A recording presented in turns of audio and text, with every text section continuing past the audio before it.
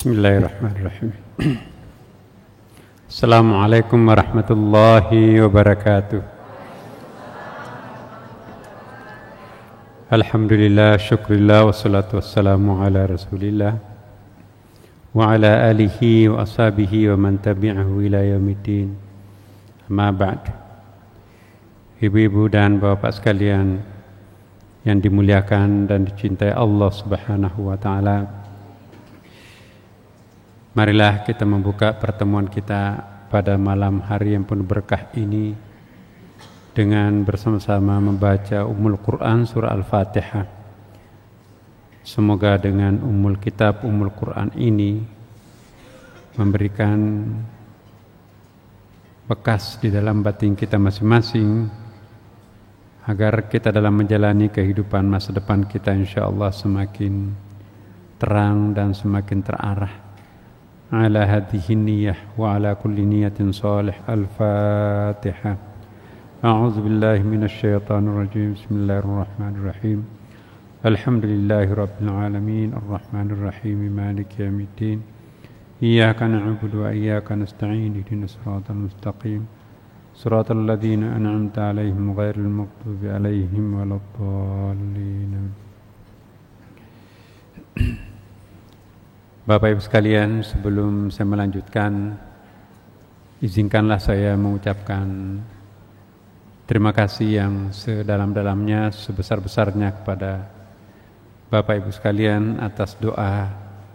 Saya tahu persis dan saya merasakan banyak sekali yang mendoakan kepergian orang tua kami, tapi perlu saya sampaikan bahwa sesungguhnya betul-betul kami kehilangan dua orang,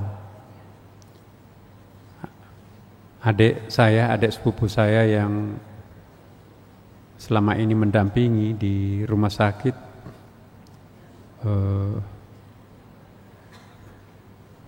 Nyebrang di depan rumah sakit, ditabrak dan diinjak mobil. Jadi pada saat hari itu juga meninggal di tempat. Lalu disusul kepergian orang tua saya 2 hari kemudian. Jadi hampir bersamaan pemakamannya. Dia ngaji, jadi terlempar dengan Qur'annya di tengah jalan.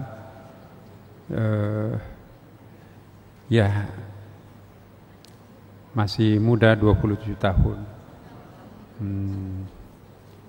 Kemudian 2 hari berikutnya ayahanda saya yang sudah dalam keadaan koma meninggal. Tapi berkat doanya Bapak Ibu sekalian, alhamdulillah sepertinya semuanya berjalan lancar dan ayahanda saya betul-betul mudah-mudahan diterima baik di sisinya, karena beliaulah yang saya ingat sangat konsisten mewakafkan hidupnya untuk dunia pendidikan. Ya, tidak pernah bergeming dari kecil sampai akhir hayatnya mengelola pendidikan. Tahun 65-an masa pacekliknya guru-guru, semua orang meninggalkan profesi guru pada waktu itu, kecuali almarhum. Walaupun harus mengajar kelas 1 sampai kelas 6, merangkap kepala sekolah dan juga guru biasa bertahun-tahun di desa saya itu. Dan alhamdulillah sampai dunia pendidikan sekarang seperti ini.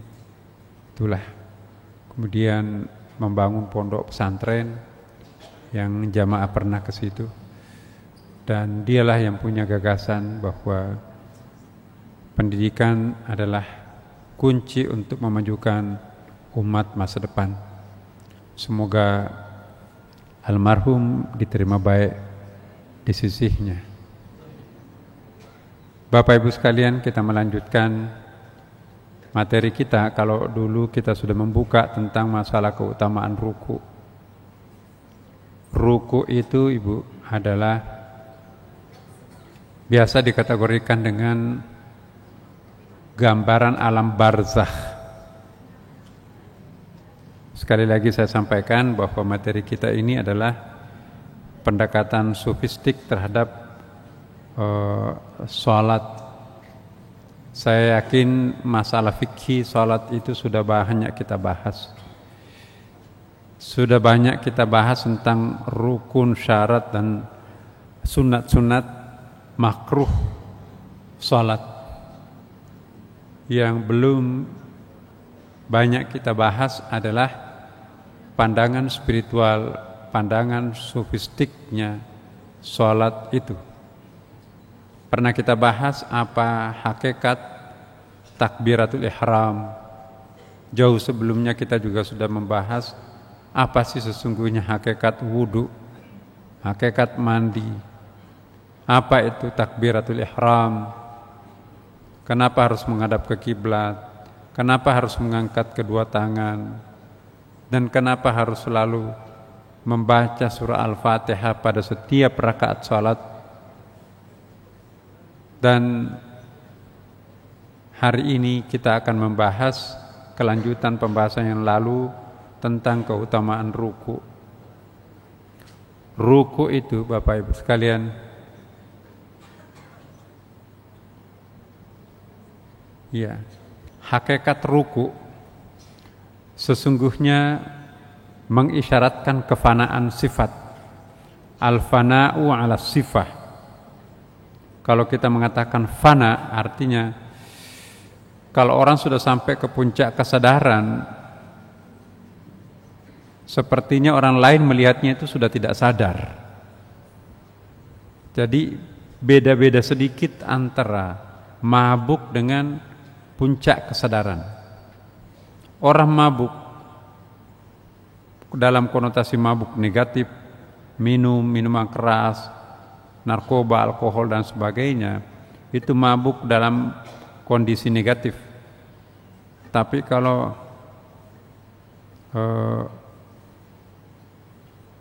fana, puncak kesadaran itu, orang lain melihatnya seperti tidak sadar, tapi dia berada pada puncak kesadaran. Iya. Al-fana wala sifah, sifat-sifat itu banyak. Sifatnya Allah banyak, sifat kita pun juga banyak. Tapi nanti pada saatnya kita akan sampai kepada tingkat kesadaran bahwa sifat itu satu. Kalau Allah induknya ummuhatul, apa biasa disebutkan dengan ummus sifah, yaitu rahmah. Rahmah artinya cinta. Kenapa ruku itu? Karena ruku ini adalah kefanaan pertama. Nanti kita bahas pada pertemuan yang kita akan datang. Fana yang kedua yaitu sujud. Hakikat ruku sesungguhnya mengisyaratkan kefanaan sifat dari segala unsur kemusyrikan kepada Allah Subhanahu wa taala melalui bayang-bayang keangkuhan dan egoisme. Nah, dalam pembahasan tasawuf Bapak Ibu sekalian, orang egoisme itu mempertuhankan dirinya sendiri, dan dengan demikian otomatis ia adalah musyrik. Selain kita kenal ada Tuhan, dia juga menuhankan dirinya sendiri. Nah, hati-hati. Egoisme itu ananiyah. Dianya sendiri yang mau hidup, dianya sendiri yang mau populer, dianya semuanya, yang lainnya adalah pengikut, dianya yang ingin menentukan segalanya.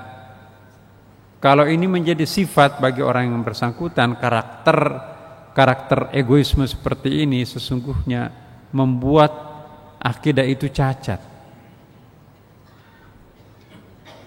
Iya. Kenapa cacat? Mestinya loyalitas penuh itu hanya diserahkan kepada Allah Subhanahu wa taala, tetapi ada orang yang marah pada saat orang itu tidak penuh loyal terhadap dirinya sendiri. Ya. Dia tidak tega melihat orang lain itu berbagi dengan orang lain. Ya. Orang yang egois seperti ini sesungguhnya itu ada masalah dalam akidahnya, Bapak. Mengapa kita ruku? Ruku itu adalah lambang istighfar. Kita menundukkan diri kita di hadapan kebesaran Allah Subhanahu wa taala. Ruku itu sendiri adalah ad-du'a'u bilisanil hal. Doa dengan bahasa tubuh itu adalah ruku. Tidak gampang orang itu melakukan ruku, Bapak. Ruku ya membentuk segitiga itu kepada Allah Subhanahu wa taala, itu artinya menumbangkan rasa egonya sendiri lalu menundukkan kepalanya di hadapan Allah Subhanahu wa taala.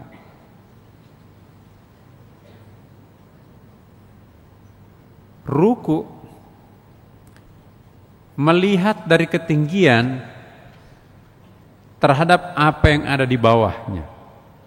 Kalau kita ruku, Bapak Ibu, dari atas ketinggian ruku itu kita melihat sajadah, itu simbol sebetulnya. Kalau kita melihat dari atas ke bawah, pasti kita akan melihat sesuatu alam ini ramai dan banyak. Ya. Kita akan melihat bahwa terlalu banyak makhluk-makhluk yang ada di bawah. Terlalu banyak sifat-sifat, bahkan terlalu banyak warna-warni yang ada di bawah sana. Semakin kita tunduk menengok bumi, maka terlalu banyak godaan yang ada di bawah kepala kita itu. Disitulah kita akan mencoba untuk memahami. Subhanallah, orang sibuk dengan dirinya sendiri, asyik dengan dirinya sendiri, sibuk 24 jam sepertinya tidak cukup. Kenapa mereka seperti itu? Itu bagaikan ulat. Pernah kita melihat dalam ulat, pernah melihat ulat dalam sebuah bejana yang kotor tuh. Tindis menindis, serang menyerang, gantian tinggal di bawah, bergelut dengan memperebutkan kotoran, makanan tuh. Tidak ada satupun di antara ulat-ulat itu yang melepaskan diri daripada pergelutan di situ itu. Mereka saling tindis menindis. Ya. Nah, itulah pemandangan orang-orang yang di bumi, ya, sibuk. Sepertinya 24 jam itu tidak cukup. Belum selesai satu persoalan, muncul persoalan yang baru, sehingga kalau kita akan memperhatikan keseluruhannya, Bapak Ibu, tidak ada waktu untuk menengok ke atas.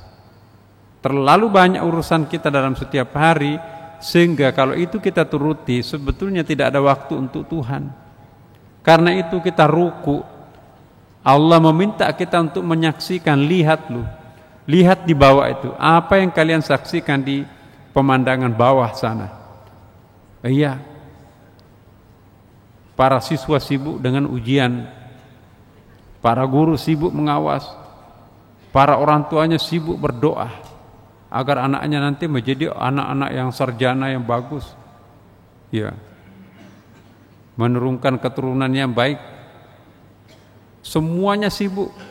Orang kantoran sibuk, pedagang sibuk dengan kesehariannya, sehingga mereka lupa umur. Perjalanan mereka itu akan kemana? Hari demi hari, bulan demi bulan, dan tahun demi tahun, sampai umurnya 50 tahun tidak terasa, 60 tahun tidak terasa, 70 tahun tidak terasa. Lama-kelamaan dia sadar kalau tua setelah kelihatan cicitnya, cucunya. Subhanallah, perasaan mereka barusan kemarin hidup tapi sudah punya cucu. Barusan pegawai tiba-tiba sudah harus pensiun. Barusan mereka dihormati semua orang, tiba-tiba tidak ada satupun respek terhadapnya Kenapa? Karena sudah gantian. Ada orang baru yang direspeki oleh orang lain. Nah, inilah siklus kehidupan yang ada di pemandangan sujud. Nah, orang yang sujud itu melihat dari ketinggian, keluar dari dirinya sendiri, lihat apa yang dilakukan oleh orang yang dibawa. Lihatlah Bapak Ibu, tempat sujud kita itu adalah bumi. Apa yang dilakukan orang-orang bumi, sibuk dengan dirinya sendiri, dan betul-betul 24 jam terus menerus mereka akan terjebak dalam rutinitasnya. Setelah kita melihat pemandangan di bawah yang sedemikian sibuknya, maka kita mengangkat kepala kita dari ruku, sami'allahu liman hamidah. Bangkit dari ruku sebetulnya itu lambang istighfar, ya Allah, sami'allahu liman hamidah, ya. Engkau maha mendengar, ya Allah, hiruk pikuk di dunia bawah sana. Engkau maha menyaksikan apa yang dilakukan oleh hambamu di bawah sana. Seolah-olah kita keluar daripada kerumunan manusia, orang awam itu, dan lantas kita sendirian menatap ke langit. Sami'allahu liman hamidah. Engkau maha mendengarkan apa yang sedang diteriak-teriakkan oleh hambamu di alam sana. Setelah itu, nanti kita akan lihat di sini. Ya. Berdiri, makam tauhid af'al, ruku, makam tauhid sifat, dan duduk makam asma, dan sujud makam zat. Nah, ini kita pending nih karena ini pembahasannya sangat dalam. Di dalam sujud kita menghayati lafaz subhana rabbil azim wa bihamdi. Maha suci Tuhan yang maha besar, ya, maha agung, segala pujian hanya untuknya. Kenapa kita membaca subhana rabbil azim wa bihamdi?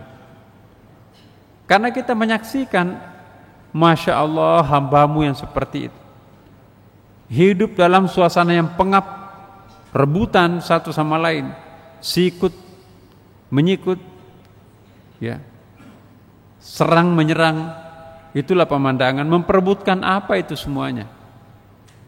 Nah, pada saat orang ruku sebetulnya orang itu berusaha untuk naik ke atas dari ketinggian untuk melihat dari luar. Selama kita tidak bisa keluar daripada siklus persaingan pertarungan hidup, maka kita tidak mungkin akan memiliki kesadaran spiritual, Bapak Ibu. Karena itu takbiratul ihram, Allahu Akbar, kita akan naik ke atas tuh. Sudah pernah kita bahas ada 11 keutamaan takbiratul ihram. Salah satu diantaranya takbiratul ihram mengorbitkan kita itu sampai ke puncak dengan menerobos 20.000 hijab-hijab itu. Nah, apa yang sedang kita lakukan di atas, sepertinya kita nggak sadar kalau kita itu sudah di puncak. Supaya kita sadar bahwa kita berada di puncak, tengoklah ke bawah dalam bentuk ruku. Ya Allah, Maha suci Engkau. Alhamdulillah, aku sudah bisa keluar daripada cengkraman persaingan manusia di bawah sana. Alhamdulillah, aku sudah di sini ini. Ya, sepertinya kita tidak akan terjebak lagi dalam urusan-urusan persaingan yang tidak terarah itu. Dan maka itu sami Allahu liman hamidah, kita sepertinya naik kembali. Ya Allah, aku tidak boleh turun lagi. Ya. Naik kita ke atas. Disinilah kita lihat yang ruku sebetulnya. Ini makna lain, hikmah lain dari ruku. Yang ruku bukan hanya kepala, tetapi yang lebih penting dalam melakukan ruku ialah segenap potensi diri kita sendiri. Mulai dari kepala sebagai mahkota kita, yang mahkota yang paling tinggi adalah kepala, kan Bapak. Tidak ada lagi organ tubuh yang paling istimewa dalam diri kita selain kepala. Justru kepala itu tunduk di hadapan kebesaran Allah Subhana Rabbil Azim wa bihamdi. Yang harus tunduk itu bukan hanya kepala dalam pengertian fisik, ya, tetapi isi kepala kita pun juga harus santun terhadap Allah Subhanahu wa taala. Banyak orang ruku tetapi jiwanya tidak ruku. pikirannya tidak ruku, pendiriannya tidak ruku. Bahkan pada saat dia ruku, dia asyik menghayal. Dia tetap melanjutkan pekerjaan-pekerjaannya dalam bentuk menghayalkan sesuatu. Kadang-kadang menghayalkan bukan haknya, menghayalkan haknya orang lain. Nah, orang yang sempurna sujudnya, menyerahkan sepenuhnya dirinya kepada Allah ketika ia sedang sujud, sedang ruku. Mulai dari kepala sebagai mahkota kita sampai kepada seluruh organ spiritual kita, misalnya kalbu, jiwa dan akal pikiran, serentak semuanya harus ruku, Bapak. Ruku adalah wujud keberadaan. Saya ulangi, ruku adalah wujud keberadaban, al-adab, tata krama. Ruku adalah simbol ketatakramaan kita terhadap Allah, dan sujud adalah wujud keakraban. Barang siapa yang tidak memperbaiki adabnya, maka tidak akan menemukan kedekatan.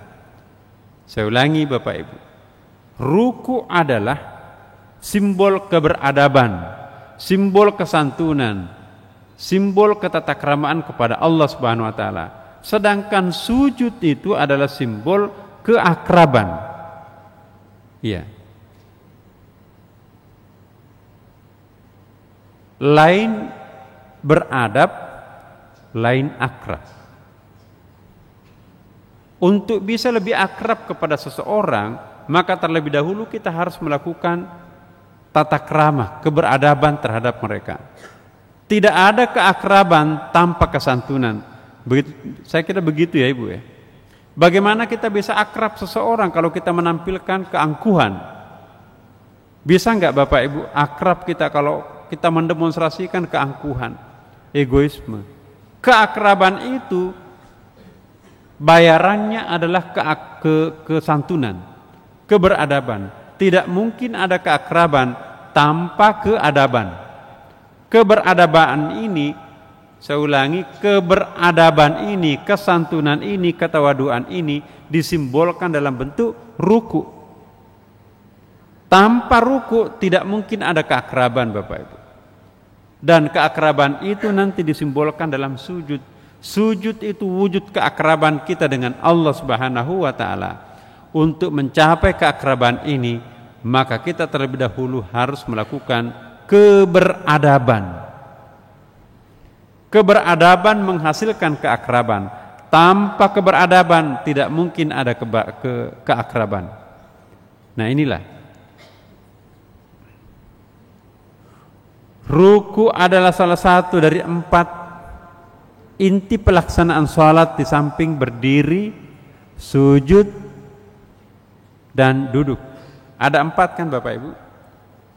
Berdiri, ruku, sujud, dan duduk. Sholat itu tidak lepas daripada yang 4 ini.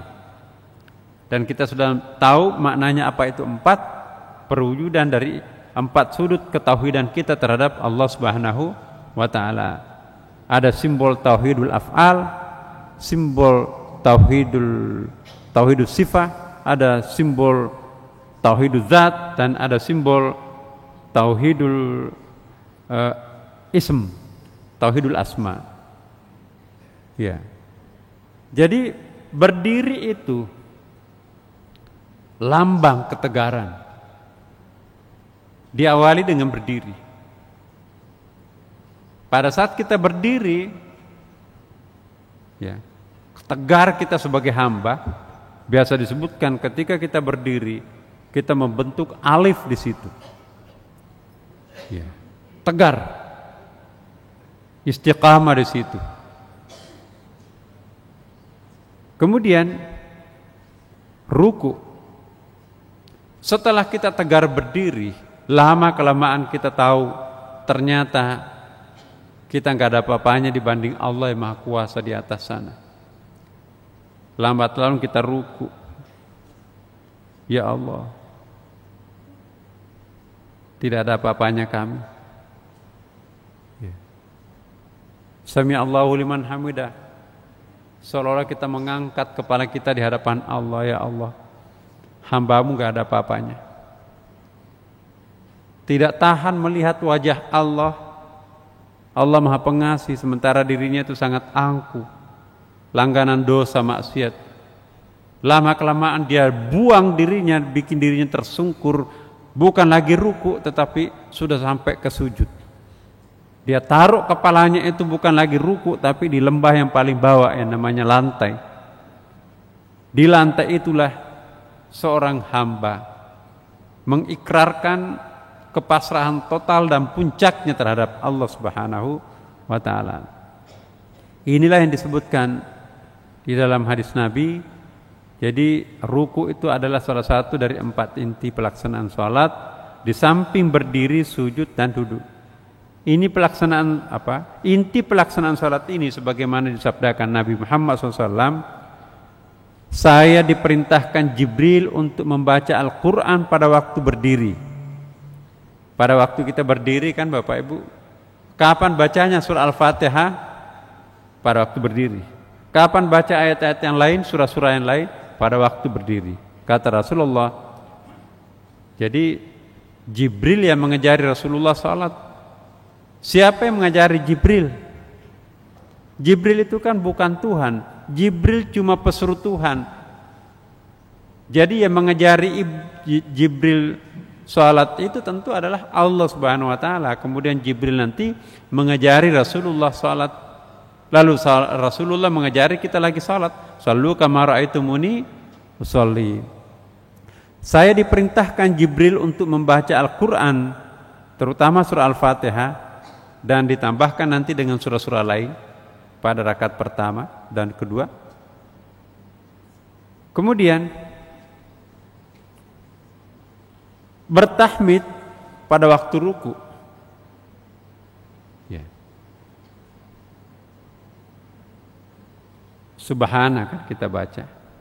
Alhamdulillah. Bertahmid pada waktu kita sedang ruku, bertasbih pada waktu sujud, dan berdoa pada waktu duduk. Nah, itu ada tempatnya semua. Ketika kita berdiri baca ayat. Ketika kita ruku, ya, Subhan Rabbil Azim bihamdi. Ya. Kemudian juga ketika kita sujud, kita simbol tasbih. Ya. Kemudian duduk itu simbol doa. Nah, jadi ini tata cara atau kaifiyah pelaksanaan salat seperti inilah yang pernah disampaikan Nabi, sallu kama ra'aitumuni usalli. Salatlah sebagaimana kalian melihat aku salat. Iya. Saya tidak jelaskan lagi bagaimana tata cara salat, kita sudah paham sejak SD. Tapi poin yang sangat penting di sini bahwa hakikat ruku itu sesungguhnya adalah fana yang pertama. Yang kedua, kita melihat dari ketinggian apa yang pernah dilakukan kita pada waktu kita sedang bergelut dengan dunia bumi di bawah. Tidak mungkin kita bisa menyadari diri kita kalau kita tidak naik ke atas. Naiklah ke atas, takbiratul ihram, tengok kembali ke bawah dalam bentuk ruku, intip apa yang dilakukan saudara kita di sana itu. Akhirnya kita sadar bahwa tempat yang mulia di atas jauh lebih indah ketimbang di bawah.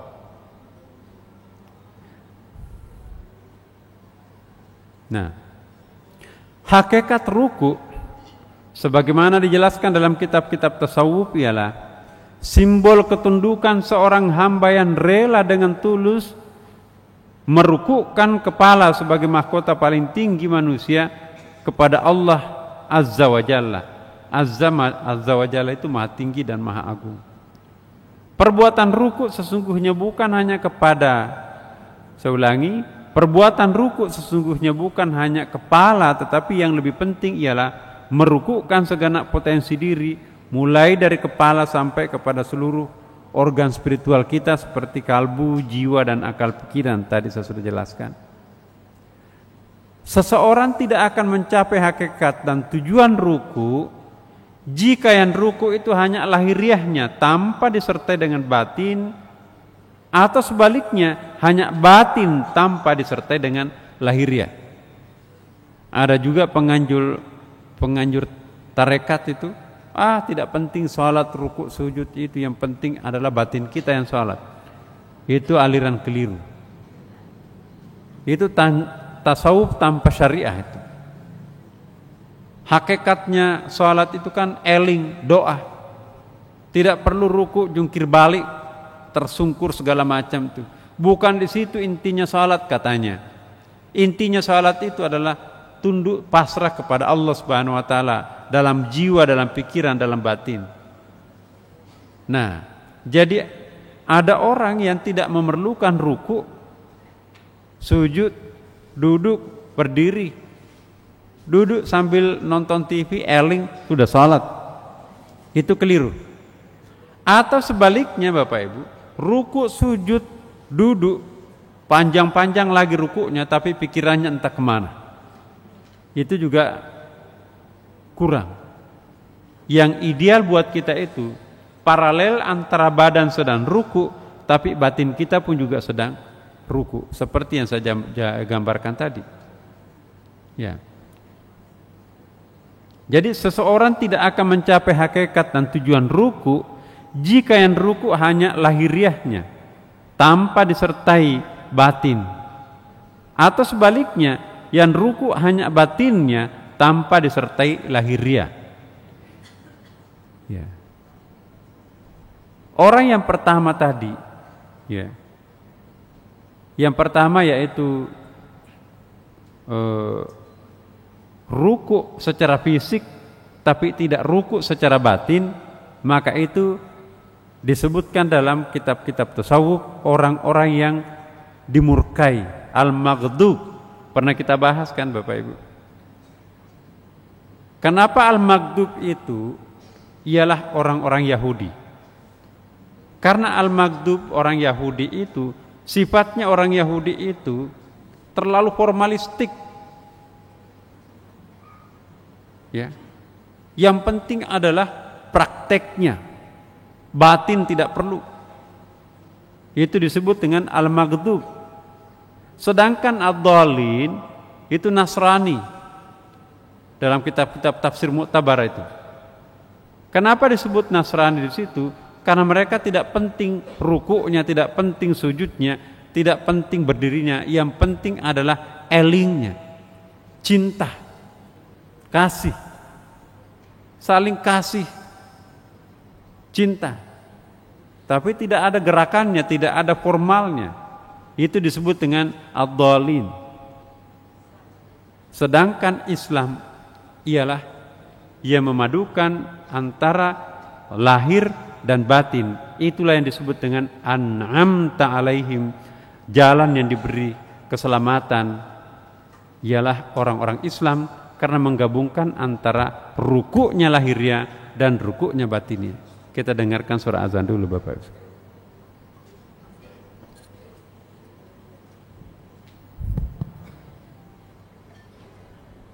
Allahu Akbar, Allahu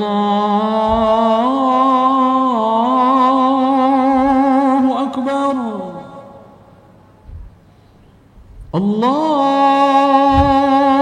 Allahu Akbar,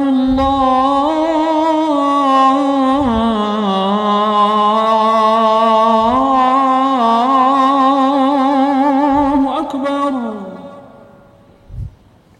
Asyhadu an la ilaha illallah.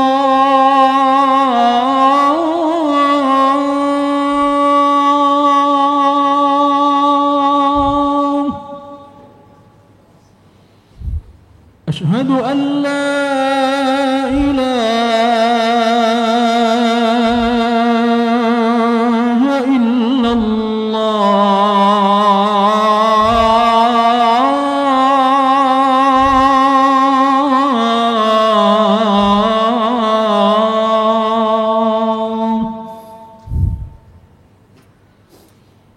Asyhadu anna Muhammadar Rasulullah.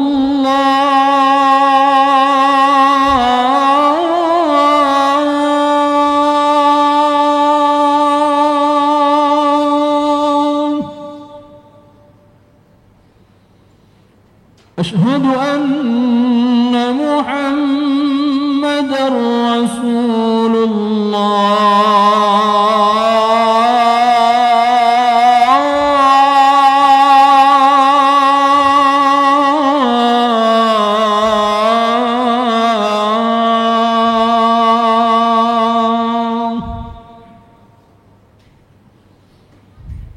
حي على الصلاة.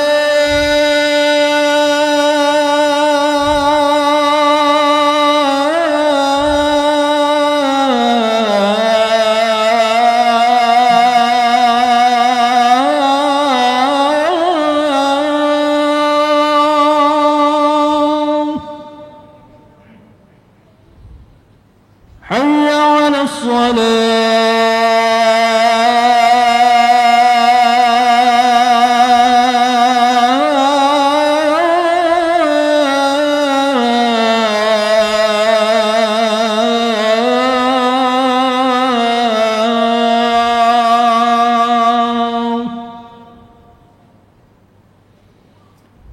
حي على الفلاح.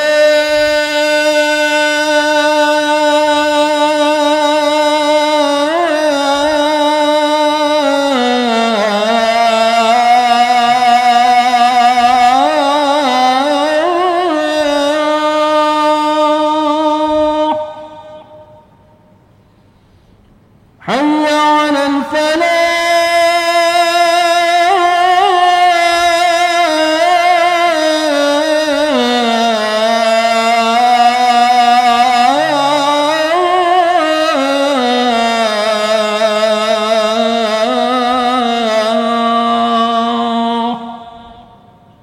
الله أكبر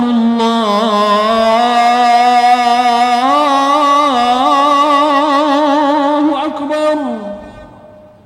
لا إله إلا الله.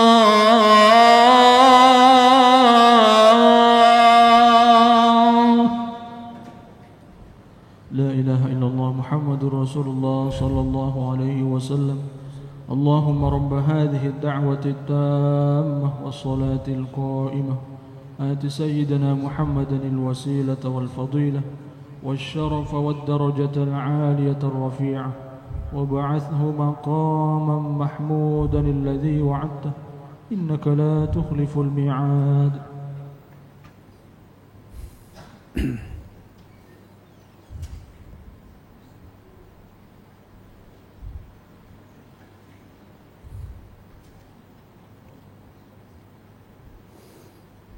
Kita lanjutkan Bapak Ibu sekalian.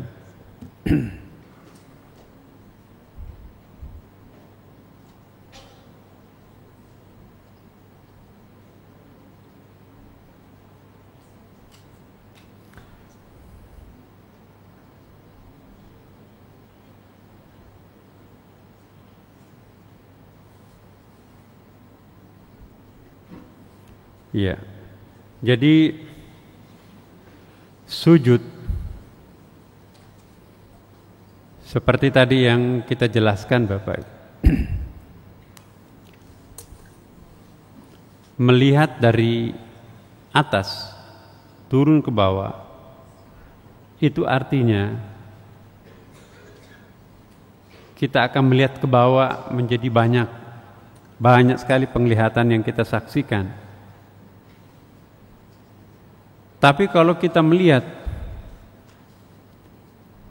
dari bawah ke atas, dua kali itu disimbolkan Bapak Ibu. Dari ruku, bangkit dari ruku, kemudian dari sujud, bangkit dari sujud. Di situ ada dua kali pemandangan.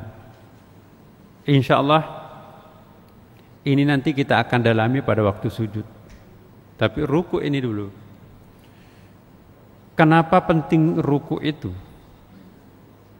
Tapi kenapa hanya satu kali ruku, tidak dua kali ruku seperti sholat, seperti sujud. Kecuali sholat gerhana matahari, gerhana bulan itu 2 kali ruku, 2 kali sujud. Tapi seluruhnya selain salat 5 waktu, salat 5 waktu biasa, itu selamanya kita akan hanya 1 kali ruku dan 2 kali sujud. Kenapa demikian?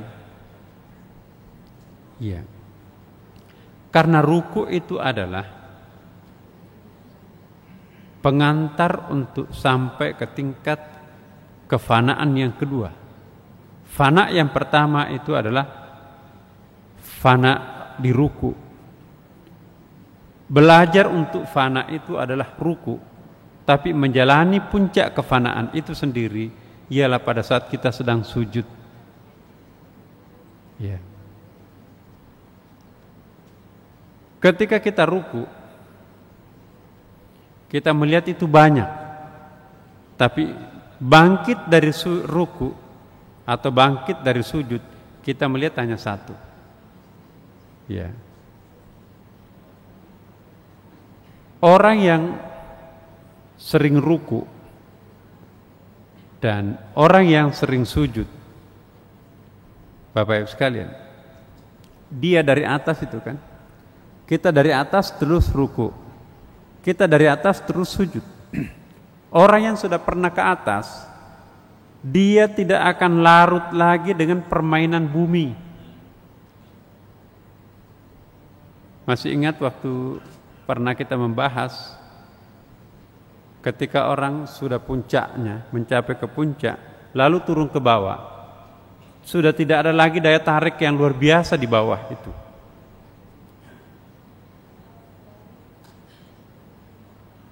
Orang yang nggak pernah ke Jakarta, orang desa itu Ibu, Bapak, naik ke ibu kota kecamatan, dia pasti akan terkagum-kagum melihat ibu kota kecamatannya. Luar biasa banyaknya orang, luar biasa banyaknya dagangan di sini. Tapi begitu naik ke atas, ke tingkat kabupaten, maka nggak ada artinya tingkat kecamatan. Sekalipun dia berada di tingkat kecamatan, dia seperti punya percaya diri. Sampai ke tingkat ibu kota provinsi, sampai ke Jakarta. Begitu mereka itu sampai ke Jakarta, maka begitu pulang ke desanya, maka desanya itu nggak punya apa-apa sama sekali. Ini ilustrasi kalau orang sudah sampai ke atas, sekalipun turun kembali ke tingkat paling bawah, maka dia tidak akan pernah mabuk, tidak akan pernah sombong dan angkuh. Karena apa? Nggak ada apa-apanya di sini ini. Ternyata di sana itu ada yang lebih hebat.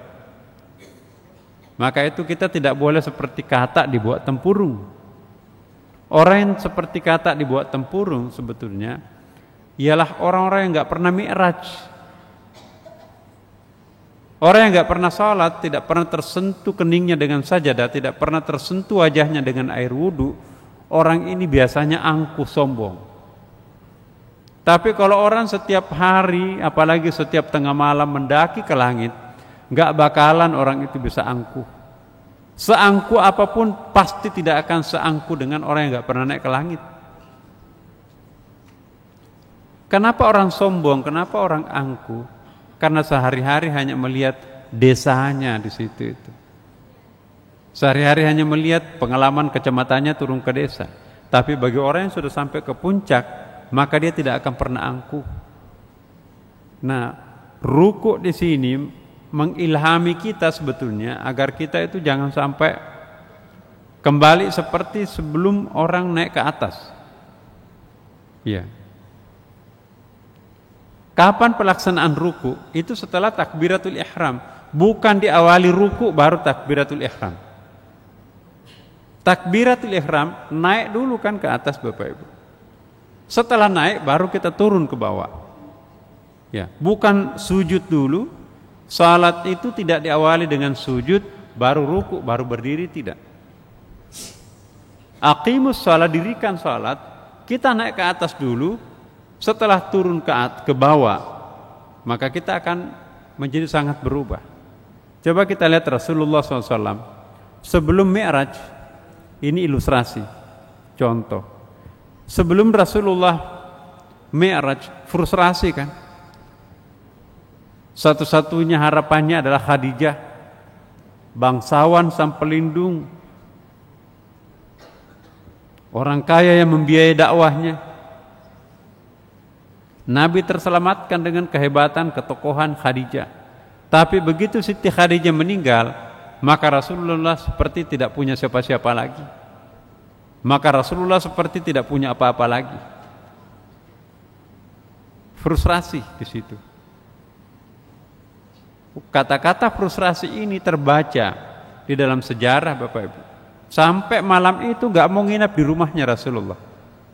Di rumah tantenya dia nginap tuh kan. Jadi starting pointnya, tempatnya Nabi Muhammad Isra Mi'raj berangkat menuju ke Isra Mi'raj itu bukan di rumahnya Khadijah. Ya. Di rumahnya tantenya tuh Hindu. Naik ke atas. Sebelum naik ke atas dibersihkan dengan air Zam-Zam.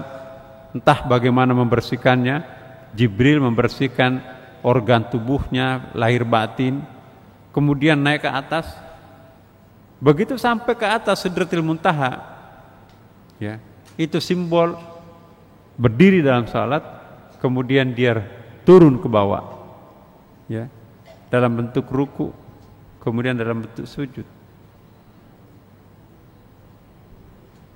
Lain tuh Bapak, orang yang pernah naik ke atas, dia tidak akan pernah mengulangi perbuatan-perbuatan masa lampaunya lagi. Bahkan malu ketika membayangkan dirinya di masa lampau. Ketika aku dulu menjadi umat yang liar, ya, seluruh larangan Allah kami lakukan. Nah sekarang ini setelah naik ke atas, ya, seperti saya didera dengan perasaan malu. Orang yang sudah naik ke atas, dia tidak lagi takut terhadap api neraka, tapi dia takut terhadap rasa malu terhadap Allah Subhanahu wa taala. Inilah yang pernah kita bahas ketika membahas apa perbedaan antara inabah dan istijabah. Inabah ialah orang yang merasa takut melakukan pelanggaran karena takut masuk neraka. Dia bayangkan betapa pedihnya disiksa di api neraka itu. Tapi bagi orang yang sudah sampai ke makam lebih tinggi, makam istijabah namanya, ya, orang itu tidak melakukan pelanggaran bukan karena takut neraka, tetapi takut didera perasaan malu terhadap Tuhannya. Rasa malu terhadap Tuhan itu lebih menyiksa ketimbang neraka itu sendiri. Jadi jauh sekali perbedaan antara inabah dan istijabah. Nah sekarang kalau kita takut melakukan pelanggaran hanya karena takut neraka, ya, bukan karena takut didera perasaan malu terhadap Tuhan. Tuhan telah memberikan segala-galanya, kok tega-teganya saya melakukan pelanggaran yang luar biasa. Ya. Ini yang disebut dengan kesadaran istijabah. Kesadaran istijabah itu adalah kesadaran orang sujud. Sedangkan kesadaran inabah ialah kesadaran orang-orang ruku. Dan orang yang tidak pernah ruku dan tidak pernah sujud, tidak pernah ada istijabah, apalagi juga tidak pernah ada inabah. Inabah dan istijabah itu hanya bisa dirasakan oleh orang yang suka ruku dan sujud. Maka itu dalam ayat disebutkan warka'i marraki'in, rukulah kalian beserta dengan para orang-orang yang sedang ruku itu. Di dalam Al-Quran disebutkan warka'i marraki'in, sujudlah kalian sebagaimana orang-orang yang ruku. Jadi di situ sebetulnya ada isyarat bahwa sebetulnya yang paling bagus ruku itu adalah ruku itu dilakukan secara berjamaah. Warka'i ma'arraki'in. Kalau kita ruku sendirian berarti kita tidak berjamaah. Ada ulama yang mengatakan tidak. Tetap ruku itu berjamaah walaupun kita sendiri, asal sholat itu diawali dengan azan dan iqamat. Sholat yang diawali dengan azan dan iqamat, Bapak Ibu, dia tidak akan pernah merasa sendiri. Kenapa? Karena ada malaikat di belakangnya. Sholat yang diawali dengan ruku itu akan turun para malaikat menjadi makmum di belakang orang yang sholat itu. Apalagi ditambah dengan iqamat, itu lebih banyak lagi malaikat itu. Nah, kalau kita ruku, maka sesungguhnya walaupun sendiri kita ruku, tapi kita tidak ruku sendirian. Malaikat-malaikat di belakang kita juga ikut ruku di belakang kita. Kalau kita sujud, mereka pun juga ikut sujud bersama kita semuanya di situ.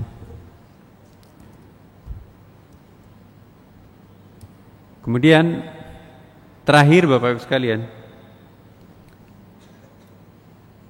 pandangan orang-orang sujud nih. Bentar.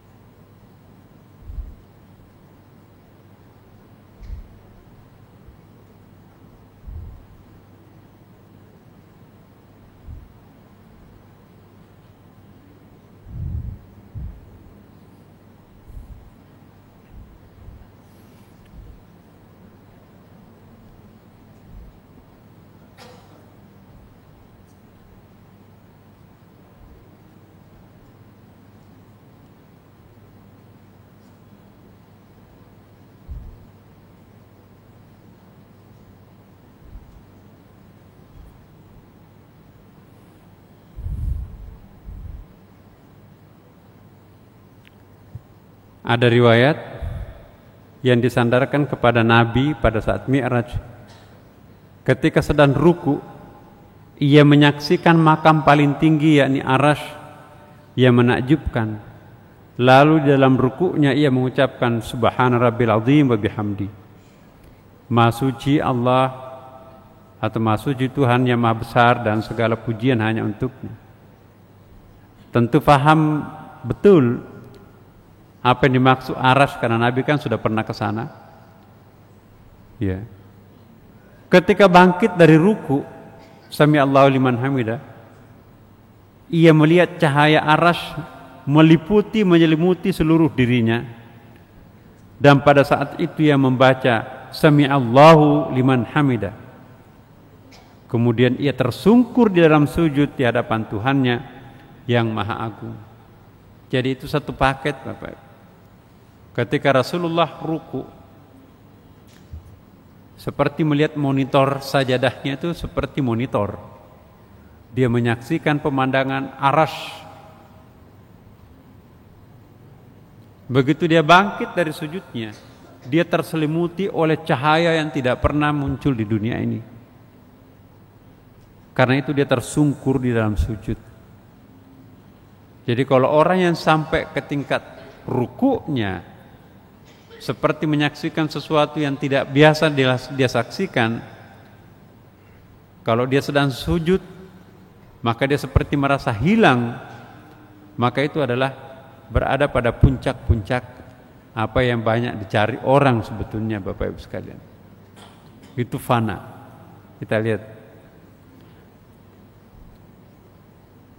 Berdiri dalam salat adalah simbol makam tauhid. Ruku sudah ini ya. Ketika orang sedang mencapai puncak kedekatan diri dalam ruku, maka pada saat itu ia akan melihat hanya satu. Dialah yang Maha Esa. Nah, ini yang saya sampaikan tadi. Ia esa dalam perbuatan, sifat, nama dan zat. Ia sudah mampu melihat segala sesuatu itu. Ia sudah mampu melihat segala sesuatu yang banyak itu sebagai hanya satu. Jadi di sini selama kita masih menyaksikan banyak, maka kita belum fana. Tapi kalau kita menyaksikan hanya satu di antara yang ada ini, banyak warnanya, banyak jenis kelaminnya, laki, perempuan, anak-anak, dewasa, warna-warni di sini. Selama kita masih menyaksikan ini banyak sekali, ijmali, maka itu kita masih berada di level makam bumi. Tapi kalau orang sudah menyaksikan yang banyak ini ternyata adalah satu, maka itu sudah berada di level atas. Lama kelamaan tinggal sedikit, lama kelamaan tinggal sedikit sekali, lama kelamaan yang dia lihat hanya satu. Selama pikiran kita masih bercabang-cabang, selama penglihatan kita masih banyak disaksikan, maka selama itu kita bisa mengartikan diri kita belum sampai ke makam yang lebih tinggi. Semakin tinggi tingkat pencapaian seseorang, maka semakin akan melihat yang banyak ini hanya satu sesungguhnya.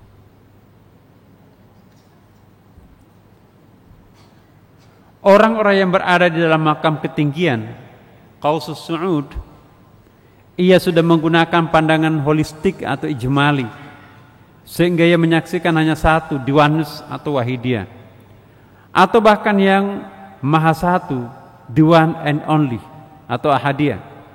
Sebaliknya orang yang masih berada di makam bawah, makam nuzul, maka ia akan menggunakan pandangan secara mikro, tafsili, sehingga yang disaksikan ialah beragam makhluk Tuhan, the manyness atau al-kathrah. Kalau kita melihat banyak sekali jenis pohon, banyak sekali pemandangan yang indah-indah, maka sepanjang kita masih menyaksikan banyak, maka ia melihat di situ adalah mata kepala. Tapi kalau kita sudah mampu menyaksikan yang banyak itu satu, maka yang melihat di situ mata hati. Sekarang mana yang paling dominan di dalam diri kita? Apakah mata hati atau mata kepala? Kalau mata hati yang dominan, maka perbedaan itu menjadi sangat tipis. Tapi kalau mata kepala yang menyaksikan, perbedaan itu sangat banyak. Jarak antara musibah dan kenikmatan sangat berjarak. Itu pandangan mata kepala. Tapi pandangan mata batin, musibah dan kenikmatan itu menjadi dekat, maka itu artinya ketajaman mata batin kita sudah sangat kuat.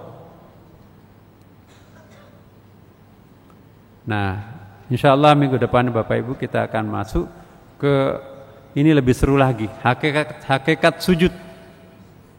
Nah, saya berharap insya Allah pada kesempatan akan datang Bapak Ibu sekalian kita hadir, sebab ini bagian-bagian terakhir sholat ini. Nanti kita akan bahas tentang ruku, sujud, kemudian sujud. Sesudah sujud itu berdiri di antara dua sujud. Kemudian kita akan bahas lagi tentang apa yang dimaksud dengan tasyahud. Kenapa kita